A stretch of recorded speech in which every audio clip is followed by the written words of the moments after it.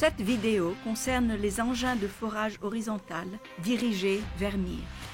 Il est possible que les composants de votre engin de forage horizontal dirigé vers mire soient différents de ceux représentés sur cette vidéo. La plupart des fonctions d'utilisation sont cependant les mêmes.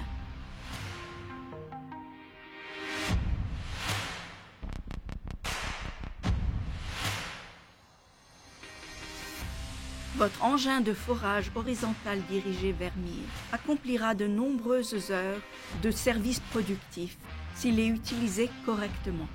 Il est occupé de dispositifs de sécurité utiles qui contribuent à éviter des blessures graves. Mais des pratiques de travail sécuritaires sont également indispensables à la prévention des accidents. Vous devez faire preuve de prudence et de bon sens. Votre sécurité et celle des autres membres de l'équipe en dépend. Cette vidéo ne remplace pas la lecture attentive et la compréhension complète du manuel d'utilisation de l'engin de forage, des manuels d'entretien, des consignes de sécurité et des signaux de sécurité se trouvant sur l'engin. Avant d'utiliser l'engin de forage, lisez toujours le manuel d'utilisation, regardez cette vidéo, familiarisez-vous avec son contenu et observez ses instructions. Pendant que vous regardez cette vidéo, vous pouvez l'arrêter et la repasser à n'importe quel moment pour revoir ces informations ou consulter le manuel d'utilisation.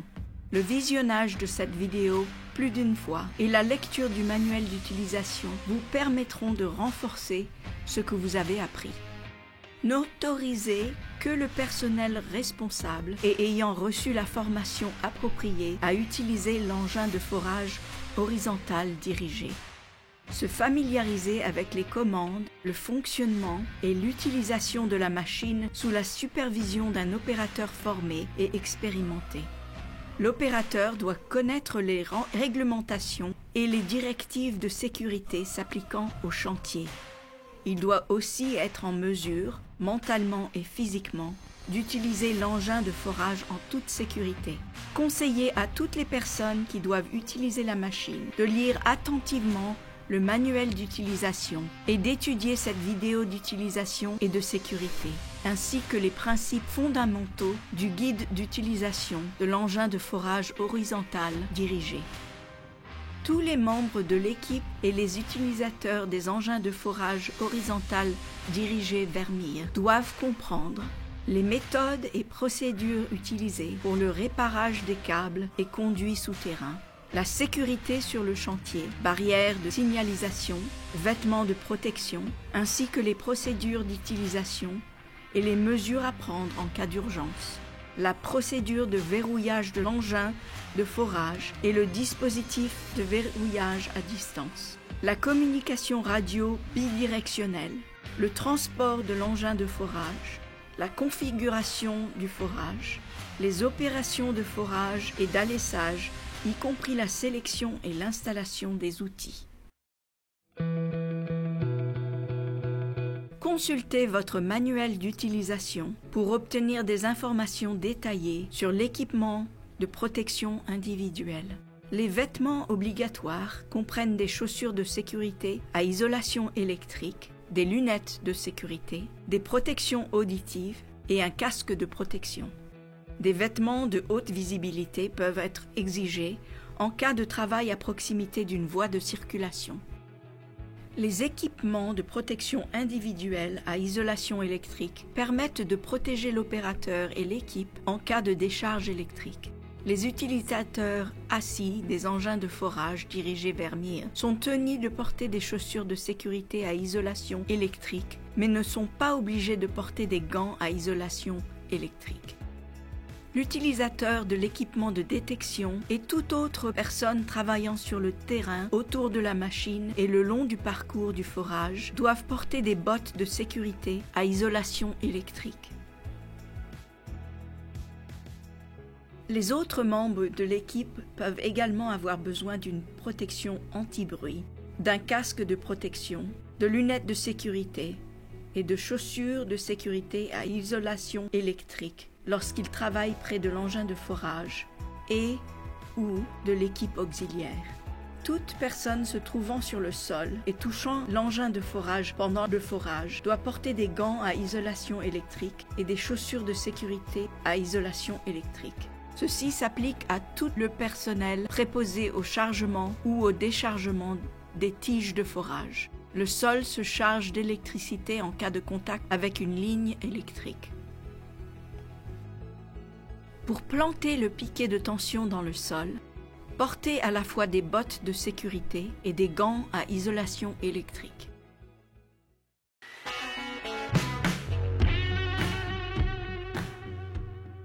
Risque de renversement.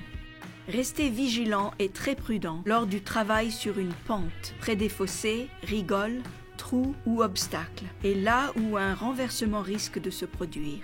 Des blessures graves, voire mortelles, risquent de se produire si le conducteur se trouve coincé sous l'engin de forage. Ne laissez jamais personne se tenir du côté aval de l'engin de forage. Vérifiez les contrôles quotidiens du manuel d'entretien de la machine avant de la mettre en marche. Inspectez la zone autour de l'engin de forage pour vérifier la présence de personnes ou d'obstacles avant de conduire ou de déplacer l'engin de forage. Conduisez la machine à une vitesse adaptée au terrain. Certains engins de forage ont une position assise pour les conduire. Ces machines comportent un arceau de sécurité et des ceintures de sécurité. Il est important de toujours porter la ceinture de sécurité lors de la conduite de la machine. Elle permet de vous protéger en cas de retournement en vous maintenant à l'intérieur de la structure de protection contre le retournement. Le port de la ceinture de sécurité vous empêchera également d'être éjecté du siège si l'engin de forage change soudainement de position sur un terrain accidenté. Certaines machines sont équipées de commandes de déplacement au sol par manette montée à l'arrière de l'engin de forage. Les commandes de déplacement au sol ne fonctionnent pas lorsque l'opérateur est assis sur le siège. Certains engins de forage utilisent une commande à distance. Restez en amont de l'engin de forage durant son utilisation ou son déplacement. Gardez toujours un contact visuel clair avec la machine. Risque de chute pour les passagers. Ne laissez personne d'autre monter sur l'engin de forage. Suivez la procédure d'arrêt de l'engin de forage. Arrêtez la pompe à fluide de forage. Mettez le moteur au ralenti. Pour arrêter le moteur, après l'avoir fait fonctionner à plein régime, attendez 1 à 5 minutes avant de couper le contact. Consultez le manuel du fournisseur du moteur pour plus de détails. Arrêtez le moteur et retirez la clé. Consultez le manuel d'utilisation et le manuel du moteur fourni avec l'engin de forage pour obtenir des informations complètes. Avant de travailler sur la tige ou les outils de forage, à un endroit éloigné de la machine, suivre la procédure du verrouillage approprié. Certaines des étapes à suivre pour préparer la machine au transport sont indiquées ici. Consultez le manuel d'utilisation pour plus d'informations. Rangez le câble et le piquet de tension dans le support de rangement sur l'engin de forage. Vérifiez que les dispositifs de retenue des tiges sont installés dans le caisson de stockage des tiges pour éviter que les tiges tombent du caisson lors du remorquage. Étendez le bras du chargeur de tiges vers le chariot. Faites pivoter la console de l'opérateur au maximum vers le chariot, le cas échéant. Ramenez les barrières rouges de bras de transfert vers l'intérieur pour éviter de l'endommager. Avant de transporter la machine sur un camion ou sur une remorque, lisez le manuel du camion ou de la remorque pour connaître les précautions à prendre et les informations de sécurité. Raccordez comme il se doit la remorque au véhicule remorqueur et calez les roues ou serrez le frein de stationnement du véhicule remorqueur. Assurez-vous que le poids brut de l'engin de forage ne dépasse pas les limites de poids brut de la remorque et du véhicule remorqueur. Chargez et déchargez l'engin de forage avec la remorque sur une surface plane et attachée à un véhicule remorqueur. Consultez le manuel d'entretien de la machine pour connaître les spécifications de dimension et de poids de l'engin de forage. Lors du chargement et du déchargement sur une surface glissante, sale ou irrégulière de la remorque, un mouvement imprévu de la machine risque de se produire. Une machine peut provoquer des blessures graves ou mortelles par écrasement ou choc. Vérifiez que la remorque est de niveau et que toutes les surfaces de chargement sont propres et exemptes de débris. Ne chargez pas la machine si la surface de la remorque est glissante. Tournez en douceur et de manière maîtrisée. Alignez la ligne médiane de l'engin de forage sur celle de la remorque pour réduire les braquages lors du chargement. Avancez l'engin de forage lentement et bien droit sur la remorque. Arrêtez l'engin de forage lorsque la position d'arrimage est atteinte. Celle-ci permet au poids de la machine d'être réparti sur la remorque selon les recommandations du fabricant de la remorque.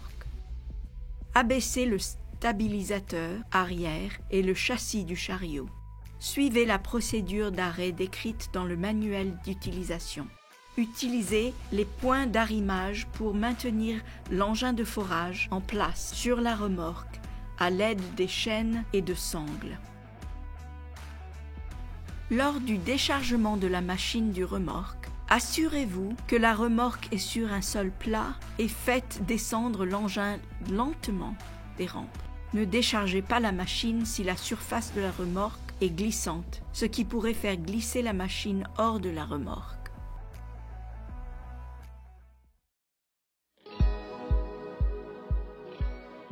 Les engins de forage horizontal dirigés Vermeer sont équipés d'un système de détection de la présence de l'opérateur. Les fonctions de poussée et de rotation ne sont pas activées si les manettes de commande correspondantes sont poussées alors que l'opérateur n'est pas assis sur le siège. Ce système est spécialement conçu pour assurer la sécurité de l'opérateur.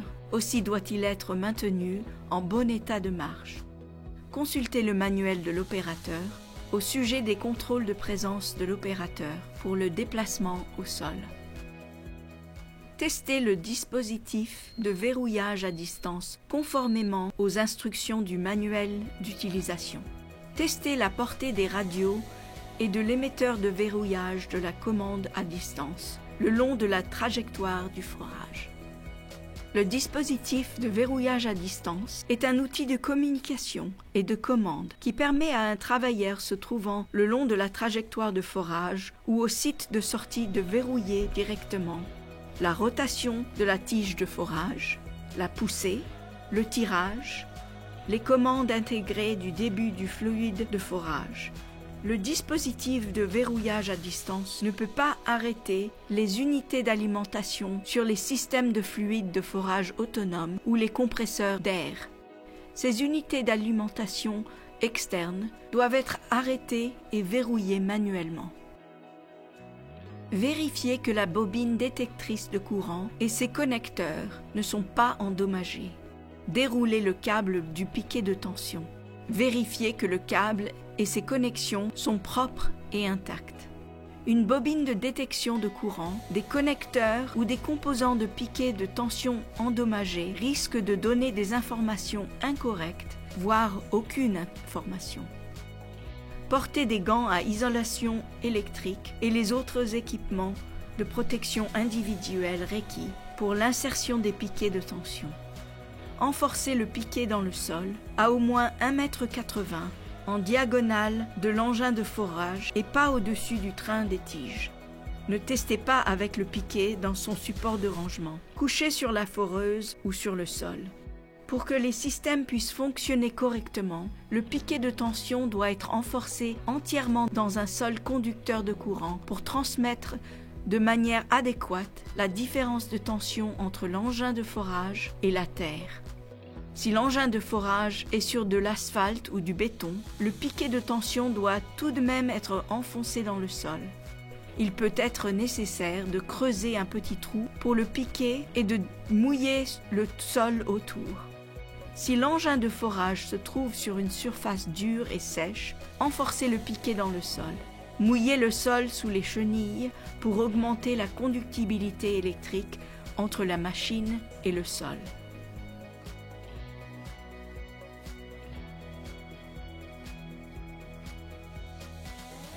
Tous les engins de forage Vermeer sont équipés d'un système d'alarme de détection électrique. Consultez le manuel d'utilisation de votre engin de forage horizontal dirigé pour obtenir des informations sur le contrôle des alertes de détection électrique.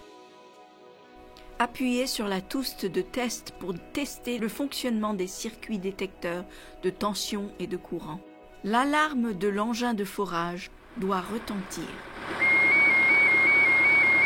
Si l'alarme ne retentit pas lorsque la touche de test est appuyée, le système ne fonctionne pas.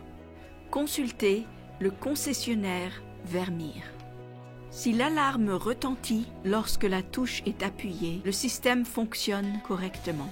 Si le système est testé en cas de soupçon de détection électrique, il ne peut pas être garanti qu'une ligne électrique n'a pas été heurtée. Si un heurt de ligne électrique est soupçonné, suivre les procédures de la section « Protection contre les décharges électriques » dans le manuel d'utilisation de l'engin de forage. Appuyez sur la touche d'annulation de l'alarme après le déclenchement de l'alarme de détection électrique et une fois que la cause a été éliminée. Si la touche d'annulation n'arrête pas l'alarme, ne descendez pas de l'engin de forage avant que la cause du problème n'ait été identifiée. Utilisez le dispositif de verrouillage à distance pour verrouiller l'engin de forage à l'arrêt avant de travailler sur la tige de forage ou à proximité. Bien que le système puisse arrêter ses fonctions pendant le forage, son but est d'empêcher le démarrage de ses fonctions en premier lieu. Ne vous servez pas du dispositif de verrouillage à distance comme commande d'arrêt d'urgence. Il est très improbable que la désactivation des fonctions de poussée et de rotation puisse se faire suffisamment rapidement pour empêcher la mort ou des blessures graves.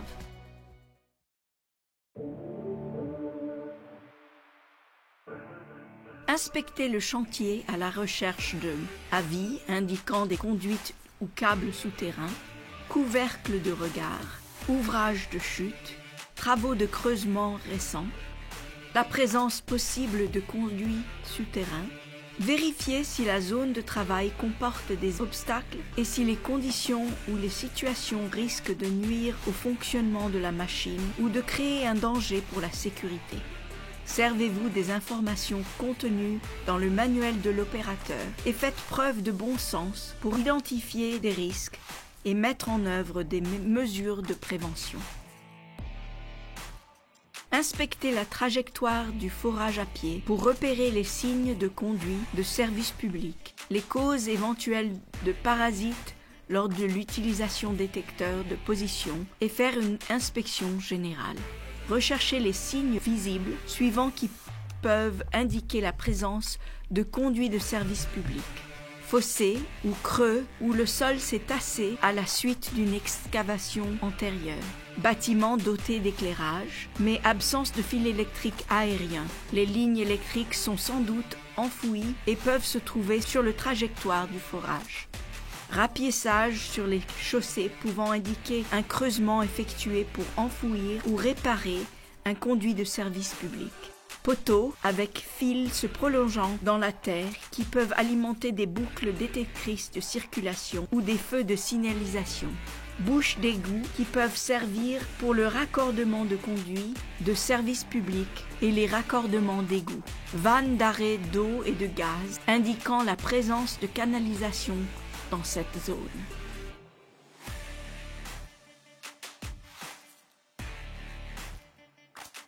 Ou de preuve de l'existence de tels conduits non marqués. Une méthode d'exposition des services publics est l'excavation par aspiration.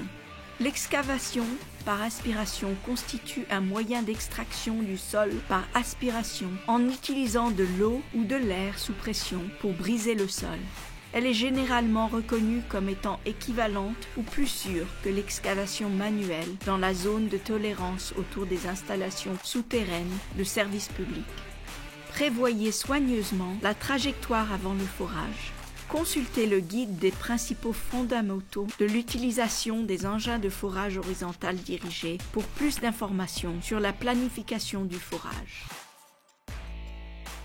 Le heurt d'une ligne électrique peut entraîner une électrocution. Le heurt d'une conduite de gaz peut entraîner une explosion. La coupure d'un câble à fibre optique peut entraîner des lésions oculaires provoquées par les rayons laser. Risque de blessures graves ou mortelles. Localisez tous les conduits de service souterrain avant de creuser. Les cônes de sécurité sont importants pour protéger le personnel d'une décharge électrique éventuelle. Placez les cônes avec les panneaux de sécurité tournés vers l'extérieur pour avertir les visiteurs ou autres personnels qui approchent de la zone de rester à l'écart car celle-ci pourrait se charger électriquement. L'engin est livré avec 4 cônes. Les cônes doivent être placés à environ 1,80 m en diagonale de chaque coin de la machine.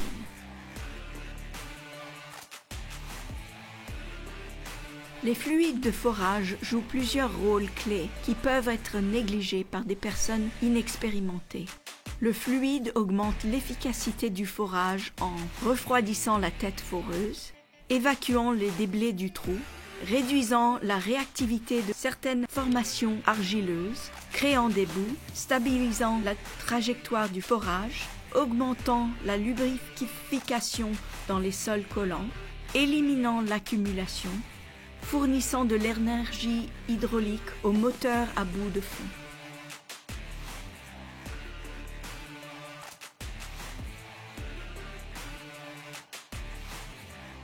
Les systèmes de mélange des fluides de forage mélangent des additifs avec de l'eau, puis fournissent ce mélange à l'engin de forage.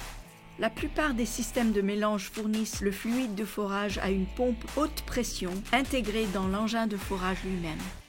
Un débit adéquat de fluide de forage de haute qualité est essentiel pour le processus de forage horizontal dirigé, non seulement pour la durée de vie de la pompe à fluide de forage intégré, mais aussi pour garantir la réussite des forages. Adressez-vous à votre concessionnaire Vermeer le plus proche pour plus d'informations sur les fluides de forage et les systèmes de fluides de forage.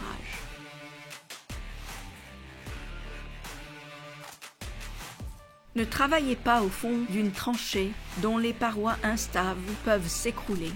Les exigences spécifiques relatives à l'étaiement et l'inclination des parois de tranchée sont disponibles auprès de divers organismes tels que les bureaux de sécurité fédéraux, des États et locaux comme l'OSHA aux États-Unis. Veillez à contacter les autorités compétentes de votre région pour connaître ces exigences avant de travailler dans la tranchée.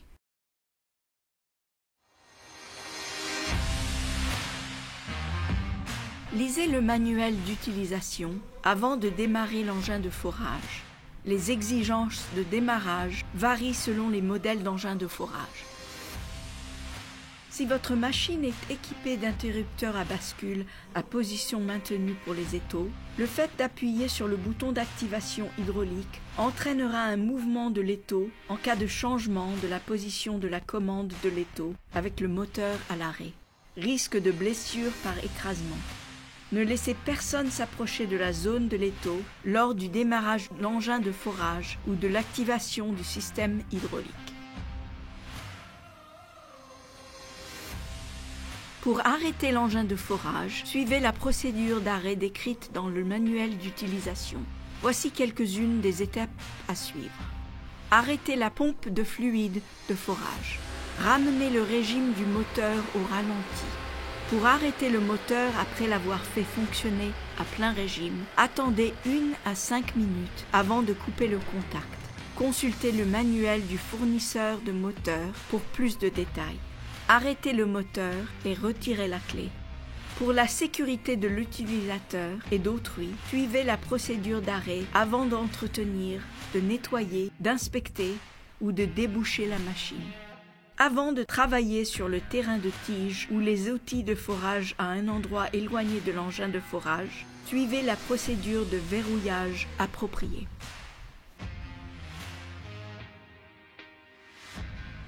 Testez l'alarme de détection électrique avant d'utiliser l'engin de forage.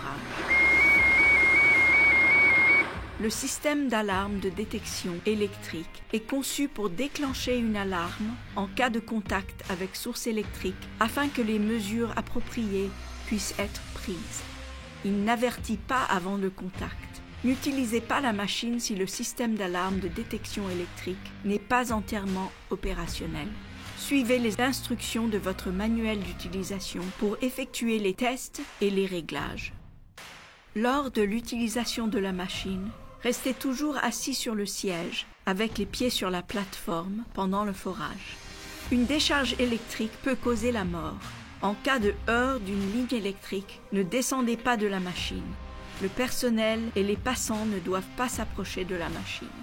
Tout contact avec l'unité de forage de l'opérateur en position debout sur le sol peut entraîner des blessures graves, voire mortelles, par décharge électrique si les piquets d'ancrage entrent en contact avec l'énergie électrique souterraine.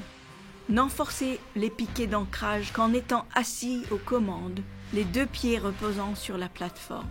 Ne laissez personne s'approcher de l'engin de forage lors de l'installation des piquets d'ancrage dans le sol.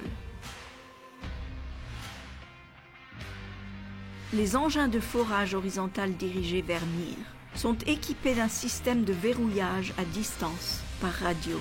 Lorsqu'elle est activée, la commande de verrouillage empêche la rotation et la poussée des tiges de forage, ainsi que l'écoulement du fluide de forage. Le dispositif de verrouillage à distance ne peut pas arrêter les unités d'alimentation sur les systèmes de fluide de forage autonomes ou les compresseurs d'air. Ces unités d'alimentation externes doivent être arrêtées et vous verrouillées manuellement. Mettez l'émetteur de verrouillage à distance portatif en marche et testez les fonctions de la marche et de verrouillage. La pression sur le bouton vert « Marche » pendant 2 secondes transfère les commandes de la fonction de forage à l'opérateur de l'engin de forage et envoie une commande pour mettre l'engin en mode marche. La confirmation que l'engin de forage est en mode marche est indiquée par le voyant vert allumé en permanence et l'alarme sonore qui retentit pendant 2 secondes. Pour verrouiller la machine, appuyez et relâchez le bouton rouge « Verrouillage » pour envoyer une commande de verrouillage à l'engin de forage. Le voyant vert « Marche » passera du mode permanent au mode clignotant jusqu'à ce que l'engin de forage envoie un signal de confirmation de son verrouillage réussi. Une fois que la machine a confirmé le verrouillage réussi, le voyant vert clignotant s'éteint et le voyant rouge de verrouillage s'allume en permanence. Une indication sonore de 3 bips courts, répétée 3 fois, se fera entendre quand le verrouillage aura été effectué. En cas d'échec du verrouillage, le voyant rouge ne s'allumera pas. Le signal sonore retentira en continu pendant 60 secondes et l'émetteur portatif vibrera. Vérifiez le bon fonctionnement du verrouillage à distance avant d'utiliser la machine. Cette procédure de test est expliquée dans les instructions fournies dans le manuel d'utilisation. Une bonne communication est essentielle pour éviter le démarrage imprévu du train de tige ou de l'outil. Cela pourrait entraîner éventuellement des blessures graves, voire mortelles. Utilisez toujours des émetteurs-récepteurs de bonne qualité, ayant une portée suffisante pour permettre une communication claire. Testez les appareils sur le site pour vous assurer que les communications s'entendent malgré le bruit ambiant.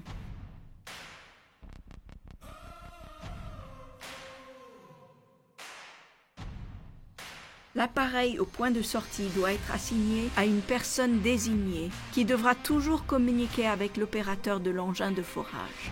Lors de l'envoi d'un message, identifiez-vous toujours en donnant votre propre nom ainsi que celui de la personne qui reçoit.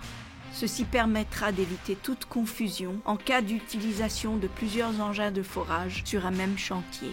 Consultez le manuel d'utilisation et d'autres parties de cette vidéo pour plus d'informations sur la détection.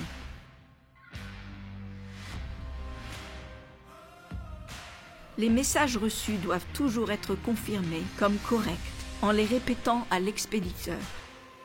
L'expéditeur doit toujours demander confirmation de la réception du message.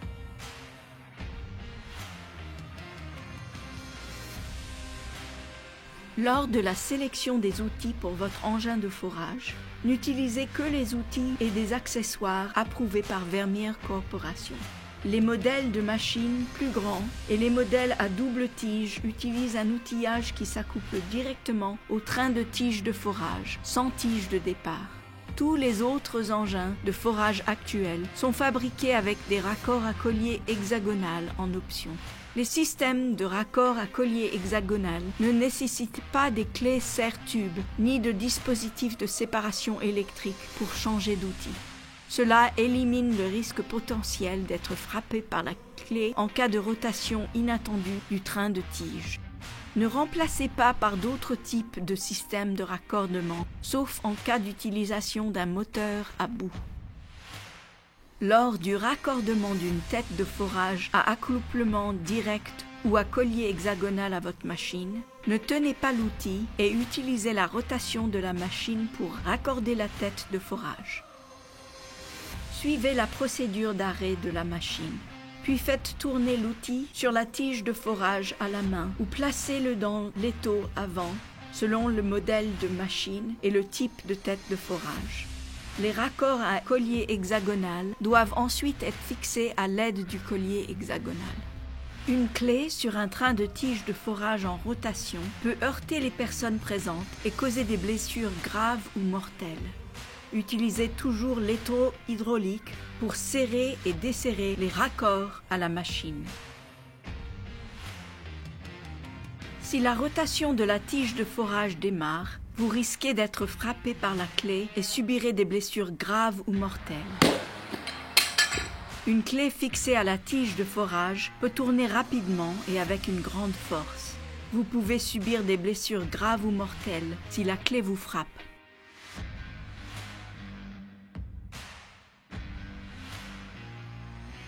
Lors du forage ou de l'alessage, il est très important de se tenir à l'écart de toute tige de forage ou outil de forage exposé. Le happement par la tige et l'outil de forage rotatif provoquera des blessures graves ou mortelles. Cela peut se produire très rapidement et vous ne pourrez pas vous libérer une fois que vous serez happé. Ne portez pas de vêtements amples qui risquent davantage de se prendre dans les équipements en rotation. Une fois le forage pilote terminé, certaines précautions de sécurité essentielles doivent être prises lors du changement d'outillage et de l'introduction du produit. Une tige de forage en rotation peut entraîner la mort. Un démarrage imprévu est possible. Verrouillez toujours la machine avant de travailler sur ou près d'une tige de forage exposée.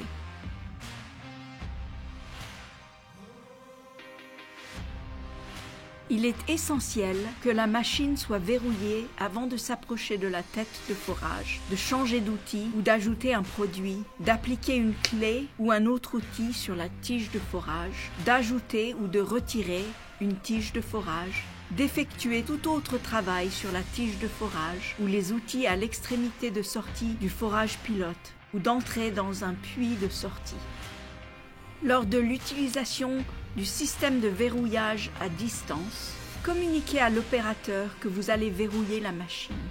Dites à l'opérateur de la machine de réduire le régime du moteur jusqu'au ralenti. Appuyez sur le bouton rouge de verrouillage et de l'émetteur à distance. Attendez que les signaux sonores et le voyant rouge de verrouillage s'allument, indiquant que le verrouillage est réussi. En l'absence de confirmation que le verrouillage a réussi, vous devez supposer que la fonction de tige de forage n'est pas verrouillée. En cas de condition empêchant l'émetteur de verrouillage à distance d'établir une communication avec l'engin de forage, vous devez verrouiller l'engin en utilisant des émetteurs-récepteurs vocaux pour communiquer une commande d'arrêt à l'opérateur de la machine et demander la confirmation du message. Arrêtez la machine, retirez la clé de contact et apportez-la au puits de sortie, là où le personnel va travailler sur le train de tige et les outils de forage. La clé doit y rester jusqu'à ce que le redémarrage de la machine soit autorisé.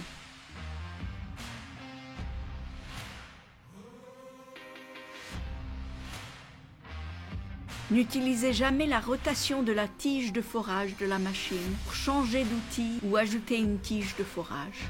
Le happement par une tige ou un outil de forage rotatif provoquera des blessures graves ou mortelles.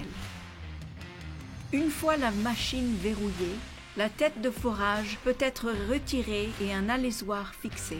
Les raccordements à collier hexagonal ne nécessitent pas l'utilisation de clés serre-tubes ou de pinces. Ne remplacez jamais les outils à collier hexagonal par des outils non autorisés qui nécessitent l'utilisation de clés serre-tubes ou de pinces. En cas d'utilisation d'un raccord à collier hexagonal, faites glisser le collier vers l'arrière et faites tourner la tête de forage à la main. Si l'outil est équipé d'un raccord à accouplement direct, comme dans le cas de l'utilisation d'un moteur à bout, un dispositif de séparation portatif sera nécessaire pour desserrer l'articulation entre la tige de forage et l'outil. Il est conseillé d'utiliser un système de séparation Vermeer disponible auprès de votre concessionnaire Vermeer. Le dispositif de séparation portatif Vermeer permet d'éviter l'utilisation de clés serre-tubes ou de pinces. Sa longueur compacte réduit le risque de heurt en cas de rotation inattendue de la tige de forage. Avant de raccorder un alésoir, vérifiez que le raccord tournant fonctionne correctement. Le raccord tournant doit être correctement lubrifié et doit pouvoir tourner librement à la main. Un coup de tige ou de produit peut entraîner des blessures graves, voire mortelles. N'utilisez jamais de manille pour attacher les raccords tournants à l'alésoir arrière. Elle ne maintiendrait pas le raccord tournant aligné sur l'alésoir et pourrait provoquer la projection et la rotation de la tige de forage traînée ou du produit tiré.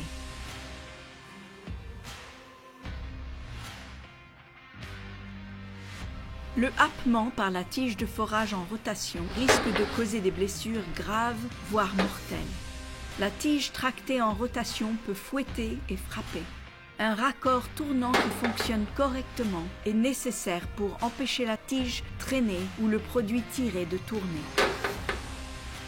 Lors de la vérification de la rotation libre du raccord tournant, l'utilisation d'un outil peut être nécessaire pour desserrer le raccord tournant si celui-ci n'a pas été utilisé depuis un certain temps.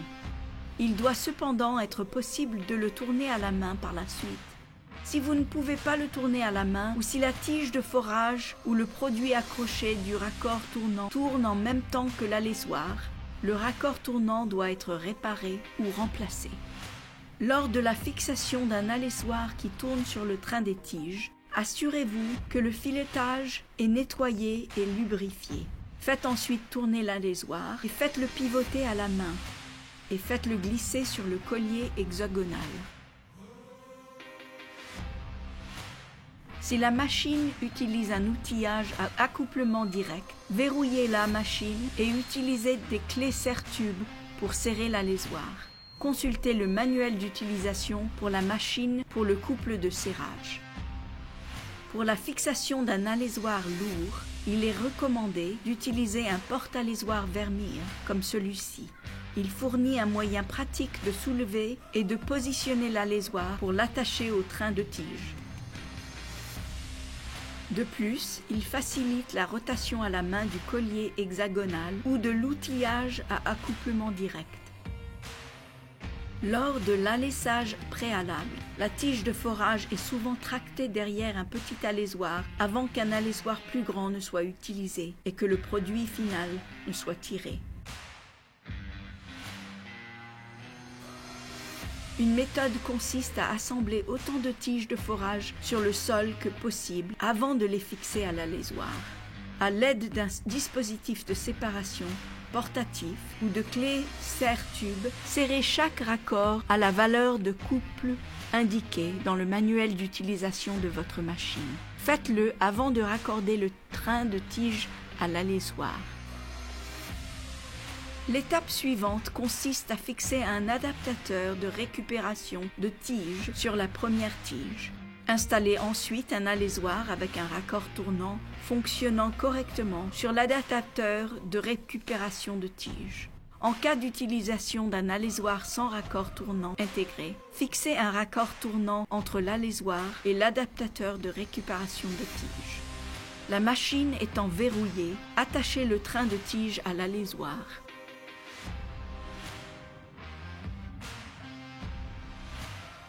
Certains raccords tournants externes risquent d'être mal alignés sur l'alésoir. Si le raccord tournant n'est pas en ligne droite avec l'alésoir, il risque de ne pas pivoter comme prévu. Il risque de tourner comme une manivelle, ce qui ferait tourner et projeter le produit. N'utilisez pas ce type de raccord tournant. Utilisez plutôt un raccord tournant avec une articulation limitée. Cela permettra de maintenir le raccord tournant en ligne avec le train de tige.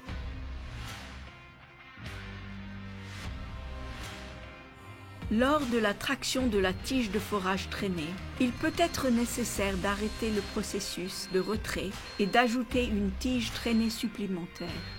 Assurez-vous que la machine est verrouillée et fixez la tige de forage à l'aide d'un dispositif de séparation portatif ou de clés serre-tubes.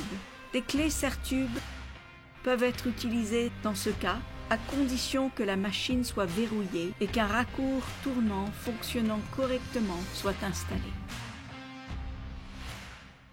Une autre méthode de mise en place pour l'alessage préalable à l'aide d'une tige de forage traînée consiste à arrêter la rotation quand le forage pilote sort du sol. Positionnez le trépan à la position de 12 heures de manière à ce qu'il glisse sur la surface quand il est poussé. Ensuite, sans faire tourner la tige de forage, continuez à pousser tout en ajoutant la tige supplémentaire à la machine jusqu'à ce que la longueur souhaitée de la tige de forage dépasse le point de sortie.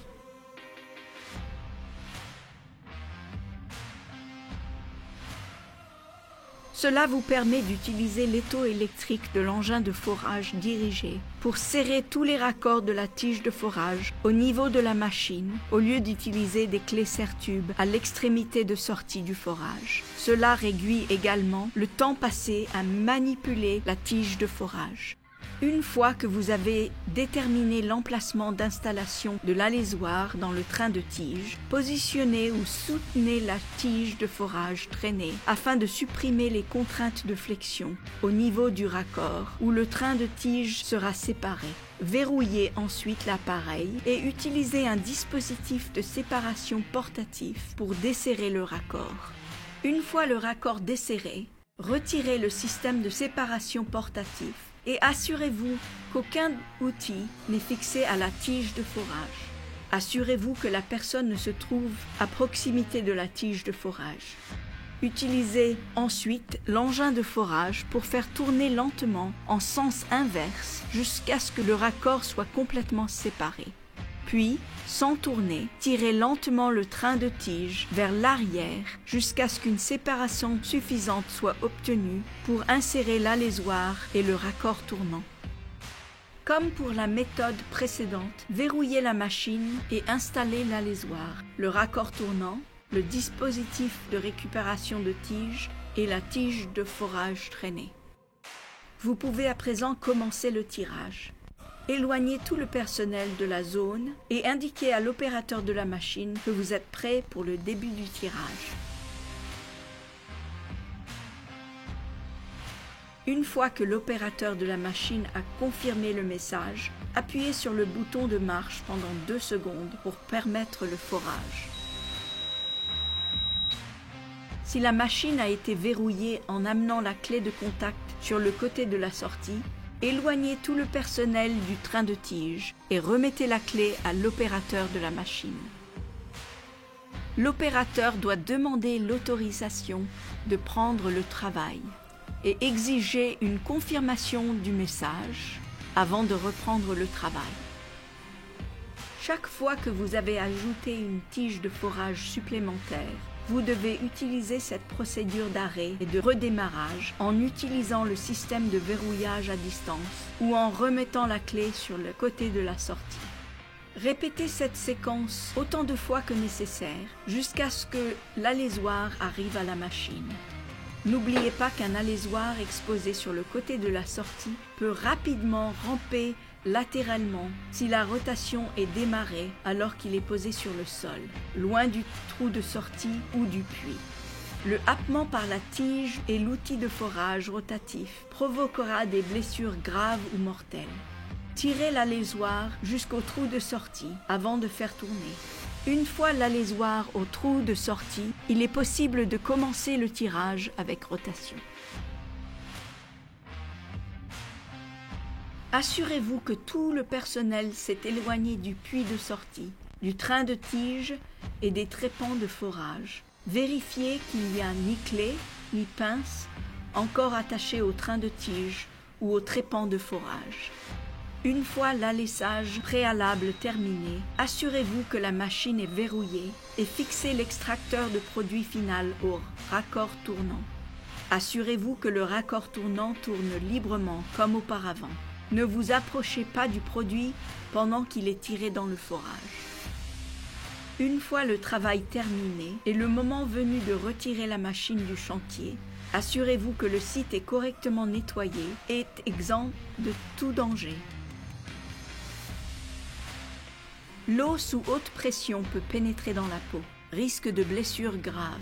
Si du liquide passe sous la peau, il doit être immédiatement extrait par un chirurgien connaissant ce type de blessure. Maintenez les gicleurs éloignés de soi. Après chaque forage, nettoyez et rangez les tiges de forage. Rincez le système de fluide de forage. Lavez la machine. Repliez les barrières de bras de transfert de tiges et vérifiez que les dispositifs de retenue des tiges sont installés dans le caisson de stockage des tiges pour éviter que les tiges tombent du caisson lors du remorquage. Pour plus d'informations, consultez le manuel d'utilisation et la section « Préparation au transport » dans cette vidéo.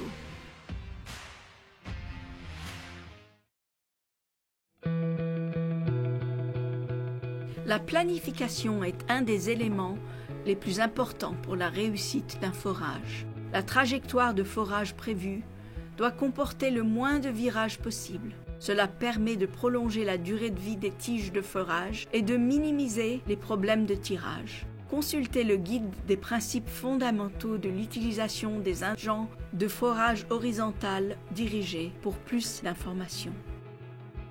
Le recul de la machine positionne la machine suffisamment loin du point d'entrée pour que la profondeur maximum du forage puisse être obtenue sans trop courber le train de tige ou le produit à installer. La distance entre le bord d'attaque de la machine et le point de pénétration de la tige de forage dans le sol doit être aussi courte que possible.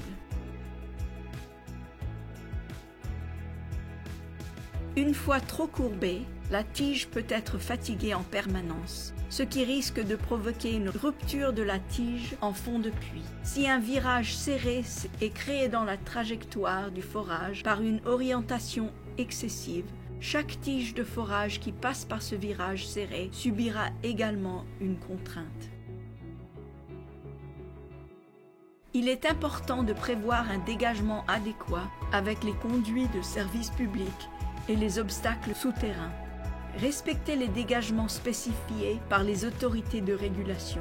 Le dégagement minimal doit tenir compte du diamètre final foré et du rayon de courbure du forage pilote. L'éventuel déplacement de l'alésoir arrière du trou pilote vers le conduit de service public en raison d'une orientation excessive ou d'un rayon étroit doit également être soigneusement pris en compte lors de l'établissement des dégagements. Les alésoirs sont souvent utilisés pour extraire le produit.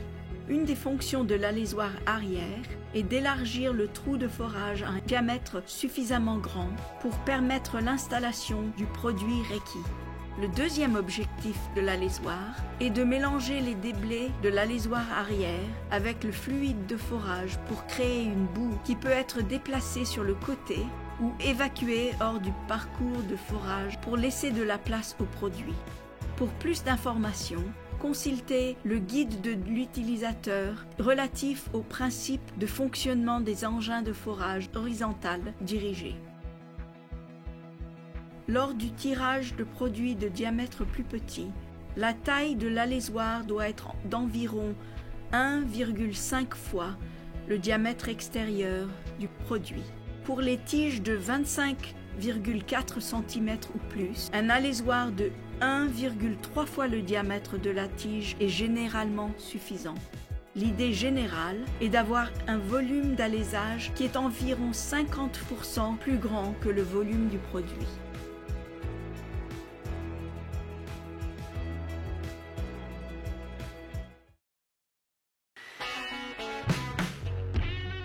Certains engins de forage horizontal dirigés vers mire sont équipés d'une grue. Connaissance et capacité requises, connaissance de tous les codes de sécurité et de toutes les réglementations gouvernementales applicables à l'utilisation de cet équipement. Connaissance de l'équipement et de toutes les commandes. Lecture et compréhension des instructions d'utilisation. Consultez le manuel d'utilisation de l'engin de forage horizontal dirigé vers mire et le manuel d'utilisation de la grue pour plus d'informations. Ne laissez-vous une grue à proximité ou en contact avec des lignes électriques aériennes sous tension. Une décharge électrique peut être mortelle. Une grue en contact avec des lignes électriques aériennes ou se trouvant à proximité se charge d'électricité. Ne vous approchez pas si la grue se trouve près des lignes électriques aériennes. Ne levez jamais une grue à proximité de lignes électriques aériennes sous tension. Si le grutier ne connaît pas la tension des lignes ou appareillages électriques, il lui incombe de contacter le service d'électricité pour prendre connaissance de cette information et d'en tenir compte dans la planification du levage. Toutes les lignes aériennes doivent être considérées sous tension tant que le propriétaire de ces lignes ou les responsables du service d'électricité n'aient vérifié qu'elles sont hors tension. Utilisez toujours des crochets munis d'un linguet, sauf si cela n'est pas pratique ou présente un danger pour une certaine application. Les linguets permettent de retenir certains objets tels que les élingues et les chaînes présentant du mou. Effectuez une inspection préalable à l'utilisation de la grue. Certains des éléments à rechercher sont fuite hydraulique et problèmes mécaniques. Vérification que le crochet est muni d'un dispositif de sécurité. Recherche de torsion, fissure ou dommage. Vérification de l'usure ou de la détérioration des sangles et des accessoires de levage. Lisez et comprenez tous les signes de sécurité avant d'utiliser la grue. Les opérations de sécurité comprennent ne pas lever de charge au-dessus d'une personne. Il est interdit de rester sous une charge. Lors du levage d'une charge, la maintenir aussi près du sol que possible. La plupart des opérations de levage peuvent s'effectuer sans grande hauteur. Arrêtez tout mouvement de la grue dès que quelqu'un en donne le signal.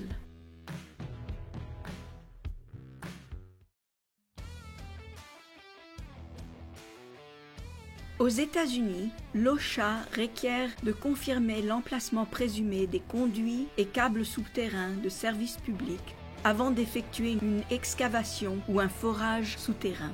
Il est de la responsabilité de l'entrepreneur d'exposer chaque conduit de service public à proximité de la trajectoire du forage. Cette méthode est la seule qui soit fiable pour déterminer exactement où se trouve le conduit de service public existant. Les puits d'exposition doivent révéler entièrement le conduit de service public. Les services One Call marqueront la trajectoire d'une ligne existante, mais ne vérifieront pas sa profondeur. Cela relève de la responsabilité de l'entrepreneur de forage dirigé. N'oubliez pas de contacter les détecteurs de position d'installation souterraine locaux en fonction du lieu du chantier.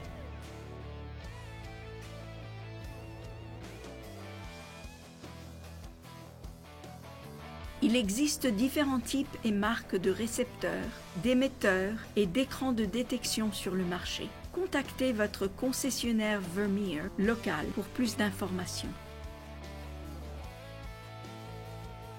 La capacité de localiser la tête de forage est nécessaire à la réussite de tout forage. Si les méthodes de détection appropriées ne sont pas utilisées, la tête foreuse risque de se perdre, de ressortir au mauvais endroit ou de manquer la cible prévue. Des techniques de détection appropriées permettent également d'éviter les conduits de service public. Veillez à tenir à l'écart toutes les personnes non autorisées. Si la surface du sol se charge électriquement, des blessures graves ou mortelles peuvent survenir.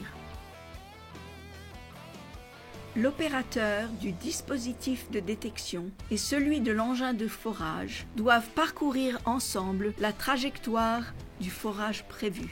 Mettez le récepteur de suivi en marche, mais laissez l'émetteur éteint. Recherchez les variations de la puissance du signal ou d'autres relevés inhabituels et marquez ces endroits. Cherchez des indications d'excavation plus anciennes telles que des dépressions dans le sol, des socles, des dénivellations, des sorties, etc. Les détecteurs généralement utilisés sont les dispositifs portatifs. Les systèmes portatifs se composent de deux éléments principaux, un récepteur et un émetteur. L'émetteur s'insère dans la tête de forage et envoie un signal qui est capté par le récepteur. Les systèmes portatifs, comme leur nom indique, exigent que l'opérateur du dispositif de détection tienne le récepteur tout en marche au-dessus de la tête de forage pour déterminer la profondeur et la position de cette dernière. Ne vous agenouillez jamais par terre quand vous vous déplacez sur la trajectoire d'un forage. Vos genoux ne sont pas protégés et une décharge électrique peut provoquer des blessures graves, voire mortelles. L'opérateur de la détection doit porter des chaussures à isolation électrique, des lunettes de sécurité, des protections auditives, un casque de vêtements de haute visibilité quand il travaille à proximité ou sur une voie de circulation. Les détecteurs reçoivent un signal émis par l'émetteur à pile installée dans la tête de forage. Il est essentiel de lire le manuel d'utilisation pour chaque type de dispositif de détection que vous utilisez et de bien comprendre l'utilisation correcte de ce système. Certaines machines utilisent un suivi par câble. Veuillez consulter votre manuel d'utilisation ou contacter votre concessionnaire Vermeer pour plus d'informations. Deux types d'interférences sont à prendre en compte lors de l'utilisation d'un récepteur de détection: les interférences actives et les interférences passives. Les interférences actives peuvent être provoquées par tout ce qui émet un signal ou génère son propre champ magnétique. Il s'agit notamment des lignes électriques enterrées, des boucles de feu de circulation, des aéroports, des clôtures invisibles pour les chiens et autres. Les interférences actives peuvent provoquer une intensité de signal et de relevés de profondeur erratique, une perte des données d'inclinaison et de rotation, un étalonnage inexact du récepteur entraînant des erreurs de profondeur.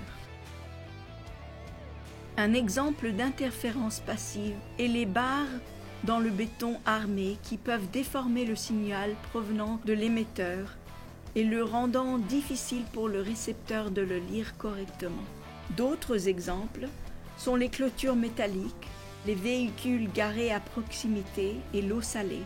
Les effets possibles d'une interférence passive incluent des profondeurs peuvent sembler plus grandes qu'elles ne le sont effectivement. Toutes les informations peuvent être bloquées. La position de la tête de forage peut être incorrecte. Bien que l'eau salée ne crée pas réellement d'interférence, elle absorbe le signal et l'affaiblit. Cela amène le récepteur à penser que la tête de forage est plus profonde qu'elle ne l'est en réalité.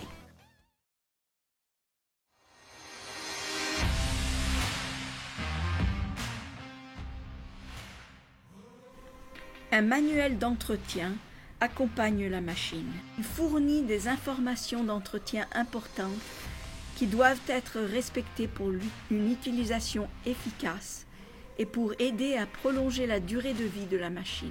Si vous savez ou soupçonnez la présence d'un défaut sur la machine, cessez de l'utiliser et contactez votre concessionnaire Vermeer local. Ne compromettez pas votre sécurité en continuant d'utiliser une machine nécessitant un entretien ou une réparation. Ceci marque la fin de la vidéo sur l'utilisation et les procédures de sécurité des engins de forage horizontal dirigé Vermeer. Les pratiques de travail sûres lors de l'utilisation des engins de forage dirigés constituent une part importante de la prévention des accidents. Faites votre possible pour respecter ces procédures, pour votre sécurité et celle de vos collègues. Merci de nous avoir prêté attention. Veuillez contacter votre concessionnaire Vermeer ou un spécialiste certifié de l'engin de forage horizontal dirigé Vermeer